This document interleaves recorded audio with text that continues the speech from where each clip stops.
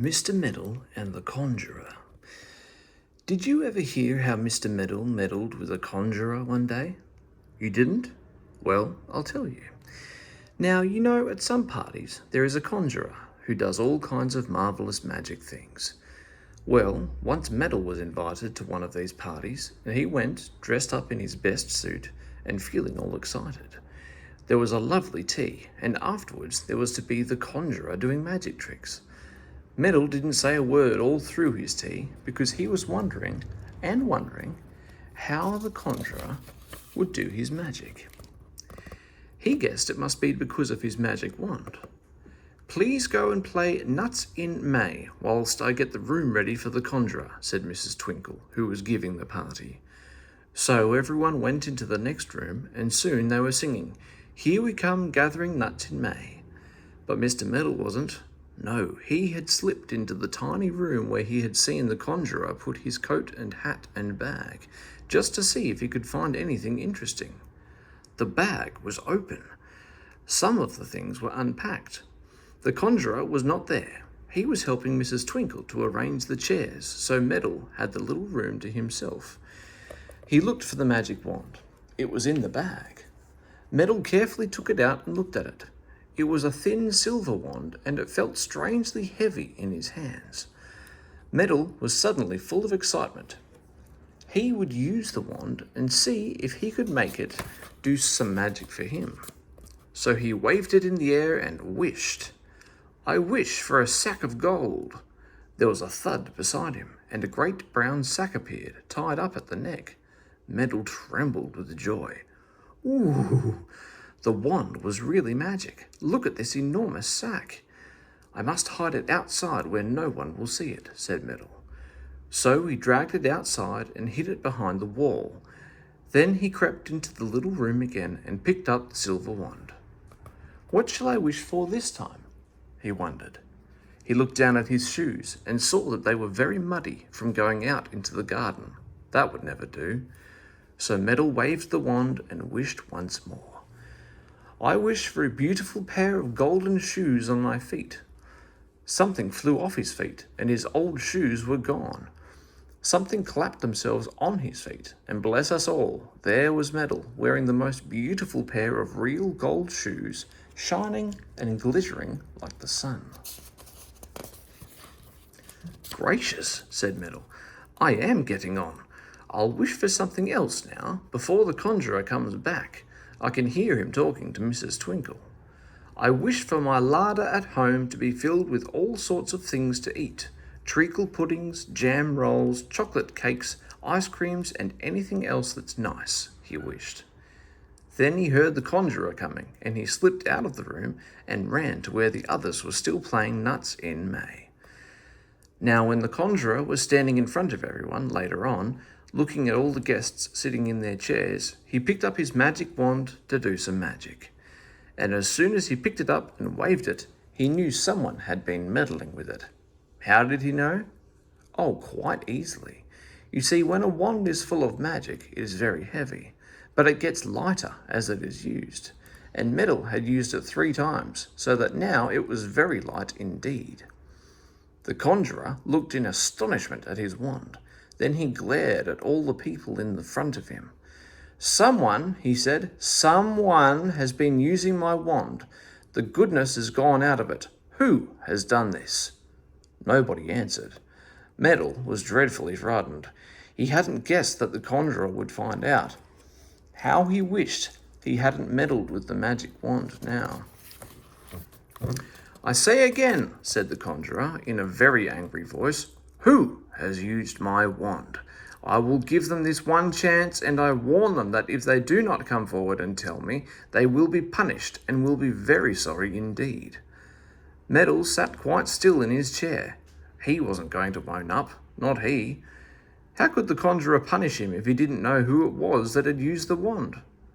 "Very well," said the conjurer, "I will say no more. But the one who has used my magic will be very sorry before the night has gone." The party went on. Mr. Meddle didn't enjoy it a bit, because he knew he should not have touched the wand, and he knew that he certainly should have owned up when the conjurer had spoken about it. All the same, he was delighted to think he had a sack of golden shoes on his feet, and a cupboard full of the most delicious food at home. When the time came to say goodbye, Meddle slipped away first, dragging with him on his shoulder his enormous sack. He went down the darkest lanes so that he should not meet anyone. The sack was terribly heavy. He had to keep putting it down and resting. Really, he had never known such a heavy sack in all his life. He would be very rich with all that gold. Suddenly, his feet began to hurt him. His golden shoes were heavy and tight, and they began to press his toes and heels in a very painful manner. "I'll take them off and put them in my pocket," thought Mr. Meddle. "Then they won't hurt me, and I can easily walk in my stockinged feet." But he couldn't get the golden shoes off. They just simply would not come off. He tried and he tried, but it was no use at all. So there was nothing for it but to go on wearing them. Though poor Mr. Meddle groaned and grunted at every step, at last he got home. He dragged the sack into his kitchen and lighted his lamp. He took a knife and cut the string that bound up the neck of the sack. He put in his hand to get out the gold, but oh, what a dreadful, dreadful disappointment. The sack was full of nothing but big stones. The magic had gone out of it, and the gold had turned to nasty, heavy stones. Poor Meddle! He had dragged stones all the way home. He sat down to take off his shoes, which were hurting him more than ever. But no, it was impossible to take them off. Meddle began to feel frightened. The gold had turned to stones, and the shoes wouldn't come off. He didn't like it at all. "Never mind, perhaps I'll find all those delicious things in my cupboard that I wished for," he thought. "I'm hungry now, I'll have a few." He went to the cupboard and opened it, half afraid that he wouldn't find anything there. But on the shelves were the treacle puddings, the chocolate cakes, the jam rolls, and many other things he had wished for. Good. He took down an ice cream and fetched a spoon. He put a spoonful into his mouth, but good gracious me, he spat it out again at once. It burnt his tongue. Yes, it really did. Meddle stared at the ice cream as if he couldn't believe his eyes. How could ice burn? He must have been mistaken.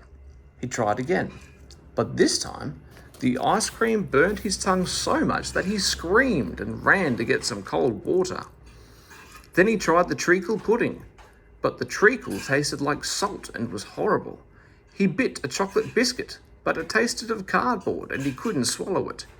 He licked the jam off a tart, but it was made of pepper and made him sneeze and choke till the tears came into his eyes. "Oh, it's too bad, said Meddle in despair. "All the magic has gone wrong. Why didn't I own up when I had the chance? Here I've tired myself out dragging a heavy sack of stones all the way home, and my feet are almost crippled with these dreadfully tight shoes, and now I've burnt my tongue and tasted all sorts of horrible things that look as nice as can be." He decided to go to bed, but still he couldn't get his shoes off, and they seemed to be growing tighter and tighter and tighter. It was dreadful. At last, in despair, Mr. Meddle went out into the dark night with his lantern to go back to Mrs. Twinkle's and ask if the Conjurer was still there. He really, really must get these shoes off his feet. He would have to confess and say he was sorry. He really was sorry, too. It was a dreadful thing to meddle with someone else's magic. The Conjurer was staying the night at Mrs. Twinkle's. He didn't seem a bit surprised to see the trembling Meddle. He stared at him without a smile. "I was expecting you," he said sternly. "Meddlers are always punished." "Please forgive me," begged Meddle. "My sack of gold turned to stones.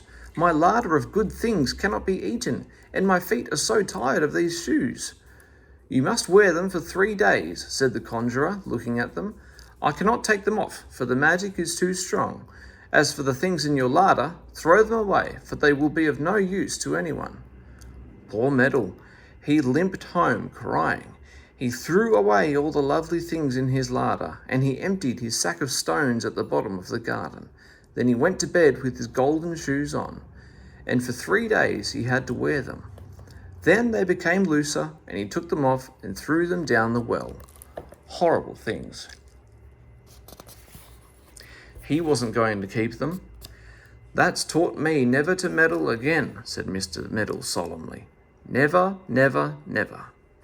And he didn't meddle with anything for a whole month. But after that, well, I'm afraid he forgot again. That's another story.